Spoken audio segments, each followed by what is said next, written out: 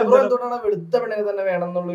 കുഴപ്പമില്ലടേ, അതൊക്കെ നമ്മൾ കാണുന്ന മേഖല സിനിമ, സീരിയല്, അങ്ങനത്തെ മേഖലയുള്ള കൂടുതലും നടിമാര് വെളുത്തിട്ടുള്ളവരാണ്. അപ്പൊ അതുകൊണ്ട് തന്നെ നടിമാരെ തന്നെ വേണമെന്നല്ല, ആ ഒരു കളറുള്ള ആളുകള് കിട്ടണമെന്ന് ആഗ്രഹമുണ്ട്. ആഗ്രഹിക്കാമല്ലോ, ഒരു കുഴപ്പം സംഭവിക്കുന്നത് ചില സമയത്തൊക്കെ അങ്ങനെ തന്നെ വേണം. വേർതിരിവില്ല ആരോട്. നമുക്ക് ഈ എല്ലാ കളറുള്ള എല്ലാ നിറത്തിലുള്ള ആളുകളും സംസാരിക്കാറുണ്ട്. അങ്ങനെ പ്രശ്നമൊന്നുമില്ല. ഇപ്പൊ കറുത്ത പെണ്ണിന് ഇഷ്ടമുള്ളെന്ന് പറഞ്ഞപ്പോ ഞാനൊരു മാളിൽ പോയായിരുന്നു. ഒരു മാളുണ്ടല്ലോ, തേവരല് മാളുണ്ടല്ലോ,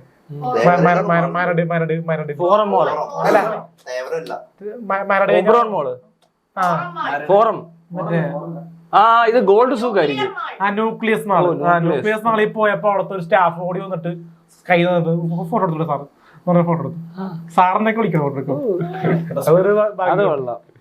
എടാ ചിലര് അലിൻ സാറെന്നൊക്കെ വിളിക്കാറുണ്ട്. അലിൻ സാർ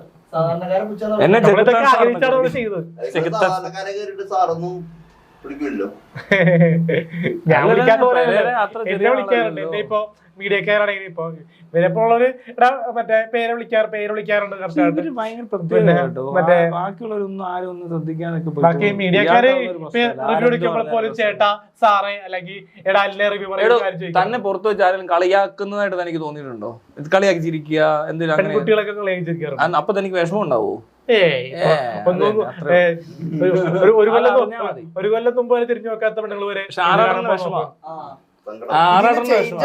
കണ്ടു പഠിക്കാറുണ്ട്. മൈൻഡ് ചെയ്തു അല്ലേ? അല്ല, അങ്ങനെ പുച്ഛിച്ച മൈൻഡ് ചെയ്യേണ്ട ആവശ്യം ചേഞ്ച് വന്നിട്ടുണ്ട്. ഇപ്പൊ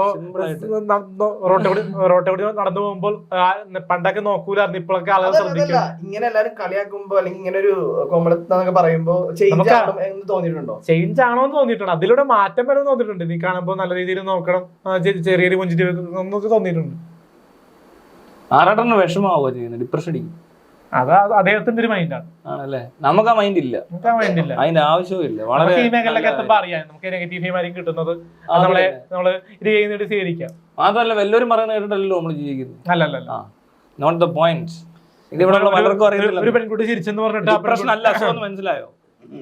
ഒരു പെൺകുട്ടി മുഖത്ത് നോക്കി ചിരിച്ചെന്ന് നല്ല രീതിയിൽ ചിരിച്ച് കഴിയുന്നെന്ന് പറഞ്ഞ് ആ ഗേൾഫ്രണ്ട് ആകുന്നില്ലല്ലോ. ഓരോരുത്തർ ഈ ക്രഷ് ഒക്കെ ഉണ്ടാവാറുണ്ട് വേറെ തനിക്ക്? തനിക്ക് ആരോട് ഏറ്റവും ഇഷ്ടം? മാഡം അങ്ങനെ അത് അഭിനയിക്കാൻ ചാൻസ് കിട്ടിക്കഴിഞ്ഞാലുള്ള ഒന്നും ചെയ്യല്ലോ കേട്ടോ. മലയാള ഇത് അല്ല, ഈ പ്രേക്ഷകർ താങ്ങത്തില്ല. അനാർക്കലി മരക്കാരനോടൊക്കെ പ്രശ്നമുണ്ട്. ആരാ അനാർക്കലി മരക്കാരനോട്? എനിക്കാ പ്രശ്നം. നീ ആരാ അവിടെ വന്ന്? പുള്ളി പറയുന്നു, ഞാൻ അതുപോലെ പറയുന്നു. ഇത്ര താല്പര്യമില്ല, ലവ് അല്ല, ഒരു ആരാധന. അഭിനയിക്കാനും ഒരു ആരാധനയും ഉണ്ട്, അത്രേ ഉള്ളൂ. കൂടെ അഭിനയിക്കാനും ഒരു ആരാധന. അതാ കൃഷ് ഞാൻ ഉദ്ദേശിക്കുന്നത്. അങ്ങനെയാണ് ഞാൻ ഉദ്ദേശിക്കുന്ന കൃഷ്. അല്ലല്ല, അവിടെ അങ്ങനൊന്നും ഇല്ല. നമ്മള് വേറെ രീതിയിലാ പോകുന്നത്. ആറട്ടെണ്ണം പിന്നെ നടിമാറന്നില്ല, ആങ്കർമാരെ വരെ പുള്ളി പറഞ്ഞു ഐ ലവ് യു ഒന്നും പേടിക്കാണ്ട് വരെ. കഴിഞ്ഞ ദിവസം എന്റെ ഇന്റർവ്യൂ എടുത്ത ആങ്കർ വരെ വെറുതെ തെറ്റാണ്. അത് പൊളിച്ച് പറയുന്നില്ല. പേര് ഞാൻ പറയുന്നില്ല.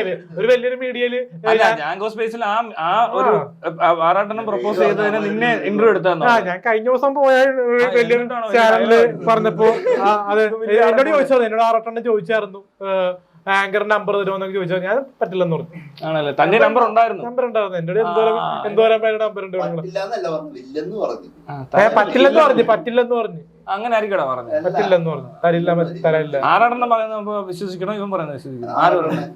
ഇവിടെ എവിടെയും തൊട്. ഇപ്പൊ ഞാൻ കൊടുത്തെന്ന് പറഞ്ഞു ഞാൻ ലാസ്റ്റ് ഒരു ചെറിയൊരു ഫ്രണ്ട്ഷിപ്പ് ഇല്ലാണ്ടാക്കണം. ഇപ്പൊ ഫ്രണ്ട്ഷിപ്പ് ഇല്ല എന്നാലും ഒരു മീഡിയ അറ്റൻഷൻ ഇല്ലാണ്ടിരിക്കേണ്ട ആവശ്യമില്ലല്ലോ. നാളെ വിളിക്കണ്ടല്ലേ എന്നെ നല്ല രീതിയിൽ ഇന്റർവ്യൂവിനെ അല്ലാണ്ട്. അതെ, ഈ പ്രേമമില്ലേ, ഇന്റർവ്യൂ കണ്ടിട്ടൊരു പ്രേമം. അല്ലാതെ ആ പുള്ളി ക്രഷായിട്ടല്ല ശരിക്കും.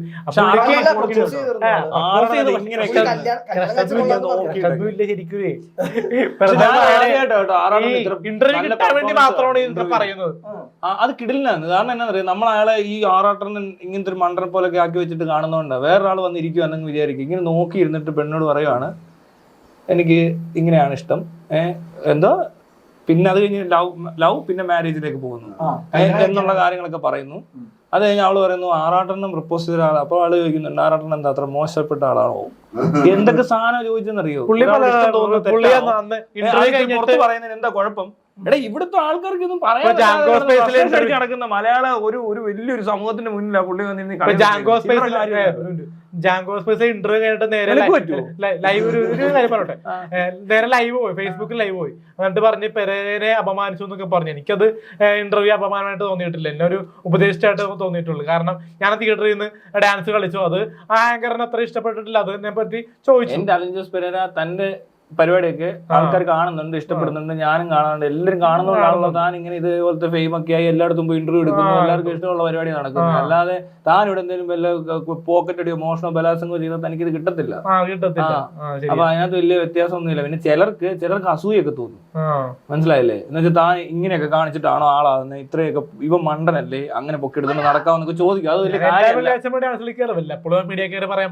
അത്രേ ഉള്ളൂ. ഞാനും കോമഡിയൊക്കെ ചില ഈ ആറാട്ടിനെ പറ്റിയൊക്കെ പറയെങ്കിലും അത് വെറുതെ എന്ന് പറയുന്നേ ഉള്ളൂ, അതൊരു കണ്ടന്റ്, അത്രേ ഉള്ളൂ. അല്ലാതെ ഇയാളോട് വിരോധം വെച്ചിട്ടൊന്നും പറയുന്നതല്ല. തന്നോട് വിരോധമുള്ള ആൾക്കാരൊന്നും ഇല്ലെന്ന് എനിക്ക് തോന്നുന്നു.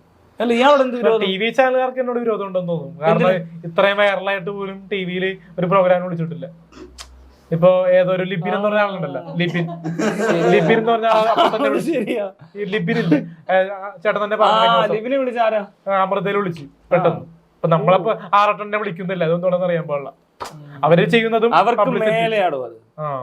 ലിബിൻ അത്ര ആയിട്ടില്ല, നിങ്ങൾ അത്രയും വന്നിട്ടില്ല. ചിലപ്പോ അങ്ങനെയുള്ള റേഞ്ചിലെ ഈ ചാനലുകാർക്ക് താല്പര്യം ഉണ്ടാകത്തുള്ളൂ. അതേ പേര് അങ്ങനെ ശ്രദ്ധിക്കാത്ത ആൾക്കാരൊക്കെ ആയിരിക്കും ഇതെന്ന് വെച്ചാൽ ഓൾറെഡി ഭയങ്കര